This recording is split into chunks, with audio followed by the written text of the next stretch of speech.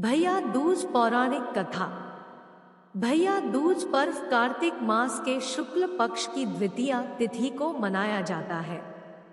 इस दिन बहनें रोली एवं अक्षत से अपने भाई का तिलक कर उसके उज्जवल भविष्य के लिए आशीष देती हैं। भैया दूज की पौराणिक कथा इस प्रकार से है। भैया दूज के संबंध में पौराणिक कथा इस प्रकार से है। सूर्य की पत्नी संज्ञा से 2 संतानें थी, पुत्र यमराज तथा पुत्री यमुना। संज्ञा सूर्य का तेज सहन न कर पाने के कारण अपनी छाया मूर्ति का निर्माण कर उन्हें ही अपने पुत्र पुत्री को सौंप कर वहां से चली गई। छाया को यम और यमुना से अत्यधिक लगाव तो नहीं था, किंतु यमुना अपने भाई यमराज से बड़ा स्नेह करती थी। यमुना अपने भाई यमराज के यहाँ प्राय जाती और उनके सुख दुख की बातें पूछा करती तथा यमुना यमराज को अपने घर पर आने के लिए भी आमंत्रित करती, किंतु व्यस्तता तथा अत्यधिक दायित्व के कारण वे उसके घर न जा पाते थे। एक बार कार्तिक शुक्ल द्वितीया को यमराज अपनी बहन यमुना के घर अचानक जा पहुँचे। बहन के घर जाते समय यमराज ने नरक में निवास करने वाले जीवों को मुक्त कर दिया। बहन यमुना ने अपने सहोदर भाई का बड़ा आदर सत्कार किया, विविध व्यंजन बनाकर उन्हें भोजन कराया तथा भार पर तिलक लगाया। जब वे वहां से चलने लगे तब उन्होंने यमुना से कोई भी मनोवांछित वर मांगने का अनुरोध किया। यमुना ने उनके आग्रह को देखकर कहा, भैया, यदि आप मुझे वर देना ही चाहते हैं तो यही वर दीजिए कि आज के दिन प्रतिवर्ष आप मेरे यहाँ आया करेंगे और मेरा आतिथ्य स्वीकार किया करेंगे।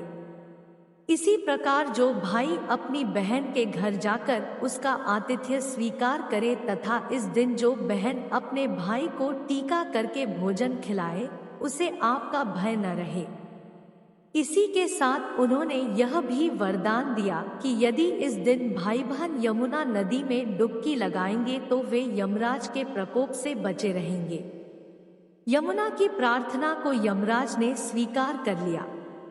तभी से बहन भाई का यह त्योहार मनाया जाने लगा। भैया दूज त्योहार का मुख्य उद्देश्य भाई बहन के मध्य सद्भावना तथा एक दूसरे के प्रति निष्कपट प्रेम को प्रोत्साहित करना है। भैया दूज के दिन ही 5 दिनों तक चलने वाले दीपावली उत्सव का समापन भी हो जाता है।